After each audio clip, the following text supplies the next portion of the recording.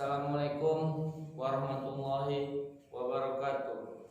Perkenalkan, nama saya Rizky Rahman Siregar. Saya dari kelas 12 1 IPA. Di sini saya akan menyelesaikan ujian praktek saya, yaitu khutbah Jumat. Bismillahirrahmanirrahim. Innal hamdalillah nahmaduhu wa nasta'inuhu wa nastaghfiruhu wa na'udzubillahi min syururi anfusina wa min sayyiati a'malina. Man yahdihillahu fala mudillahu wa man yudlil fala yahdihillahu. Asyhadu an la ilaha illallah wahdahu la syarika lahu wa asyhadu anna Muhammadan abduhu wa rasuluh la nabiyyan ba'da. Allahumma sholli ala sayyidina Muhammad wa ala ali Muhammad wa ajma'in. Ya ayyuhalladzina amanu ittaqullaha haqqa tuqatih wa la tu'tuna illa wa antum muslimun. Melalui mimbar khutbah Jumat pada kesempatan yang mulia ini, saya ingin berpesan kepada para jamaah sekalian, utamanya kepada diri saya sendiri. Marilah kita meningkatkan takwa kepada Allah Subhanahu wa Ta'ala dengan melaksanakan segala perintahnya dan meninggalkan segala larangan-larangannya. Sebab hanya dengan bekal iman dan takwa kepada Allah Subhanahu wa Ta'ala kita akan memperoleh kebahagiaan hidup dunia dan akhirat. Hadirin jamaah sholat Jumat yang dimuliakan Allah Subhanahu wa Ta'ala, ibadah dalam Islam yang bersifat badaniyah, yaitu ibadah yang menitik beratkan pada kekuatan fisik, berarti sholat dan puasa. Ada pula ibadah yang bersifat qalbiyah, yaitu ibadah yang berpengalamannya diperan utamakan pada hati, seperti zikir kahfi. Dan pula ibadah yang bersifat maliyah, di mana harta menjadi faktor dominan bagi kemungkinan terlaksananya ibadah tersebut, seperti zakat, infak, dan sedekah. Sedangkan ibadah haji merupakan gabungan ketiganya. Haji merupakan titik kulminasi di mana ibadah badaniyah, ibadah qalbiyah, dan ibadah maliyah bertemu jadi satu dalam pelaksanaan ibadah haji.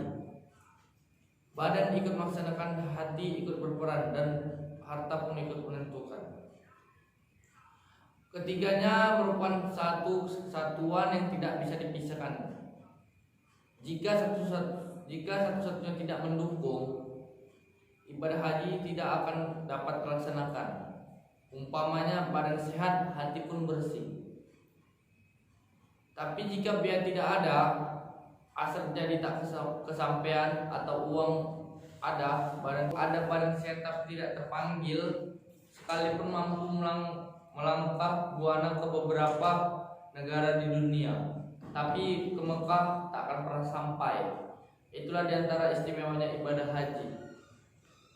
Di samping itu, ibadah haji merupakan ibadah yang terkait pada konteks ruang, tempat, dan waktu tertentu. Ibadah-ibadah lain jika sudah tiba waktu yang dapat dilakukan di mana saja, seperti zakat jika sudah sampai nisabnya, bisa dikeluarkan di rumah, di kantor, juga tidak dilarang. Akan tetapi ibadah haji hanya bisa dilakukan di tempat dan waktu tertentu, yaitu di tanah suci. Pada musim haji, di waktu yang telah ditentukan, pada sebagian firman Allah Subhanahu wa Ta'ala, "Annahu uru maklumatu faman farada fihinna zan fala rafasa wala usufa wala jidalla fi azim."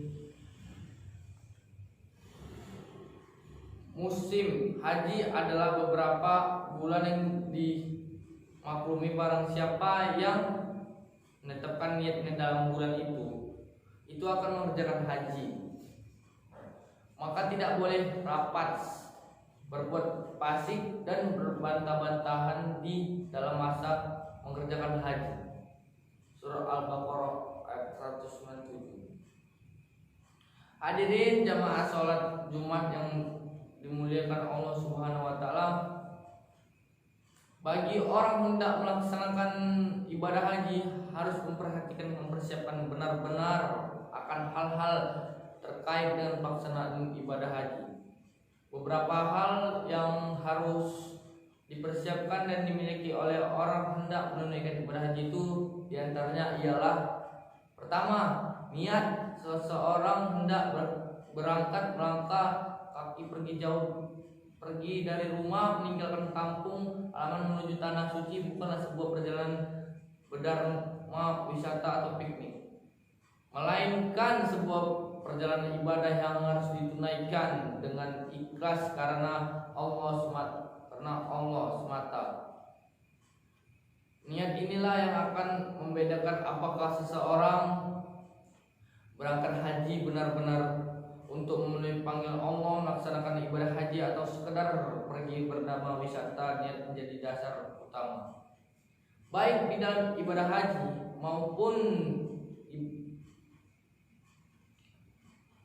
maupun ibadah-ibadah lainnya. Jika niatnya rapuh, maka ibadahnya pun tidak akan sampai di puncak kesempurnaan. Niat ibadah haruslah semata-mata karena Allah. Jangan sampai ternoda niat-niat lain yang justru akan mengurangi nilai keutamaan dalam kesempurnaan ibadah yang dilakukan. 2. Ketika orang yang berangkat menunaikan haji itu sudah sampai di tempat tujuan, hendaklah memanfaatkan kesempatan itu dengan sebaik-baiknya. Pergunakanlah kesempatan seoptimal mungkin dengan sebaik-baiknya. Pergunakanlah kesempatan seoptimal mungkin untuk beribadah. Mumpung berada di sana, mumpung berada di tanah suci, apalagi di tempat-tempat mustajabah di mana doa dikabulkan Allah. Perbanyaklah ibadah berdoa, optimalkan seluruh kemauan untuk beribadah dengan tetap menjaga kondisi kesehatan agar tetap melakukan ibadah sesempurna mungkin. Maka mengapa harus begitu? Karena satu rakaat di Masjidil Haram sama nilainya dengan 100.000 di Masjidil Haram di masjid-masjid lainnya. Karenanya kapan lagi, mumpung ada di tanah suci, tahun depan belum tentu bisa kembali lagi. Taruhlah biaya ada, tapi umur siapa yang tahu? Atau mungkin umur sampai tapi belum tentu kita punya biaya. Atau biaya ada, kesempatan terbuka, tapi kondisi kesehatan tidak memungkinkan untuk berangkat. Oleh sebab itu, jika hanya sekedar sedikit pegal berangkat dan masuklah ke masjid, obati dan sembuhkan dengan ibadah. Insya Allah pening dan pegal akan hilang. Sebab yang namanya pening dan pegal itu alasan paling pragmatis dari kemalasan. Padahal kalau malas, jelas kita rugi, sudah buang waktu, tenaga, harta, tapi nilai ibadah kita tidak menjadi kurang, dapat meraih kesempurnaan dan keutamaan. Hadiri jamaah Jumat yang dimuliakan Allah Subhanahu wa taala, ketiga, tanah suci itu taman mininya akhirat. Sebagian orang mengungkapkan itu mengandung arti bahwa ketika di sana orang harus jujur pada diri sendiri. Apabila menemukan kesulitan, jangan sampai mencari kambing hitam dan menyalahkan orang lain. Sebaliknya, orang harus mengembalikan kesulitan yang dihadapi pada diri sendiri. Ia harus mencari kesulitan pada dirinya sendiri. Karena memang kepergiannya ke sana tidak lain adalah membawa pengakuan akan eksistensi diri sebagai manusia yang lemah dan banyak melakukan kesalahan dan dosa. Sebagaimana ungkapan Abu Nawas dalam sebuah syairnya, "Wahai Tuanku, hambamu yang bergelimang bermaksiat datang menghadap padamu." Oleh sebab itu, setiap perkataan perbuatan harus dijaga.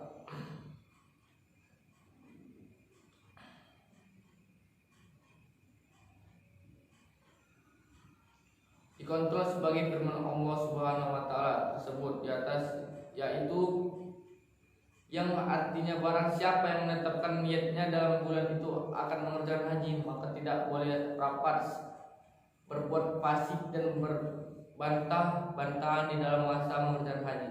Surah Al-Baqarah ayat 197. Maksud dari rapat adalah mengeluarkan perkataan yang menimbulkan birahis dan busuk adalah kata-kata keji atau kata-kata menyesali amalan. Karena berhati-hatilah sebab di sana memang suhunya panas dalam kondisi seperti itu. Temperatur emosi mudah naik, orang jadi sensitif, gampang tersinggung dan cepat marah. Lantaran air makan kesal saling menunggu, atau kalau tidak waspada bisa jadi awal kemarahan dan pertengkaran. Oleh sebab itu kembalilah setiap persoalan pada pribadi masing-masing dan jangan mencari kambing hitam atau menyalahkan orang lain. Itulah kuncinya. Keempat, ketika berada di tengah-tengah umat Islam di sana, tidak usah usil terhadap amalan orang lain. Di sana akan dijumpai berbagai macam cara melakukan sholat yang tentunya juga didasarkan atas dalil-dalil yang sesuai dengan pemahaman mereka. Peganglah prinsip bahwa perbedaan di kalangan umat Islam itu adalah sebagai rahmat. Kembalikanlah pada firman Allah Subhanahu wa taala, lana a'maluna walakum a'malukum wa nahnu lahu mukhlisun, yang artinya bagi kami amalan kami, bagi kamu amalan kamu. Surah Al-Baqarah ayat 139. Kelima, sabar. Ibadah haji merupakan ibadah yang berat. Oleh sebab itu orang yang hendak melaksanakan haji harus mempersiapkan diri dengan penuh kesabaran.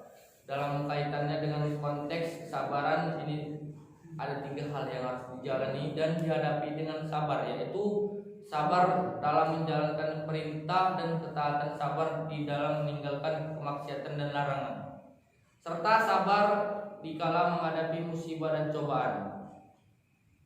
Hadirin jamaah sholat Jumat yang dimuliakan Allah Subhanahu wa taala, beruntunglah orang-orang menunaikan haji yang setibanya di tanah suci mampu melaksanakan ibadah haji yang benar-benar haji dengan mendapatkan predikat haji mabrur dan mampu mentransformasikan nilai-nilai magnetik hikmah ibadah haji ke dalam diri dan kehidupannya. Butir-butir hikmah ibadah haji yang perlu dipetik itu antara lain ialah: pertama, orang-orang berhaji dapat melihat langsung asal agama Islam yang kita anut. Kita bisa melihat di mana Rasulullah SAW dilahirkan, tempat wahyu pertama diturunkan, medan tempat terjadinya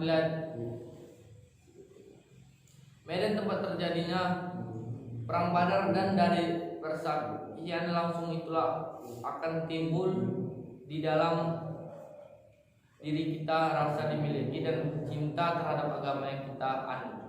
Betapa tidak dari apa yang kita saksikan akan timbul di imajinasi ke masa silam pada saat Rasulullah dan para sahabat mengibarkan bendera Islam di masa lalu. Karena iman yang dijaga, karena agama yang dibekali, mereka bersedia hijrah di Mekah ke Madinah yang berjarak 400 km dengan medan perjalanan padang pasir yang tandus dan buas untuk membela pertahankan akidah. Terpaksa mereka harus berperang mandi keringat, air mata, darah, bahkan rela mengorbankan nyawa sekalipun tempat-tempat bersejarah yang kita saksikan itu akan membawa kita mengembara ke masa silam di mana jiwa dan raga dipertahankan demi sesuatu yang sekarang kita genggam, pengembaraan. Batin itu akan menggoreskan pengalaman spiritual yang selanjutnya akan memperbaiki ke dalam sikap kondisi sungguh-sungguh di dalam perkenalan ajaran agama dan memperjuangkannya.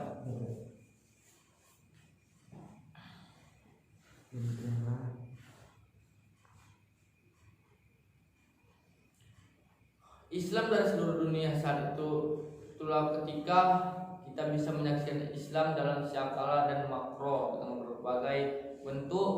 Bahwasanya dari penglihatan itu akan timbul kesadaran bahwa umat Islam tidak boleh bermental seperti kata dalam tempurung. Ibadallah, innallaha ya'murukum bi amri ansuma qalakum kama qalau ta'ala fil tajil wa ma khalaqul jinnal wa insa illa liya'budun wa innallaha wa malaikatu yusnalu ala nabiyya ya'mul ladzina amanu sallallahu wa sallimu tasliman. Alhamdulillah. Assalamualaikum warahmatullahi wabarakatuh. Ibadah Allah. Udah keren tuh. Udah lebih dari 20 menit tuh kan dari awal.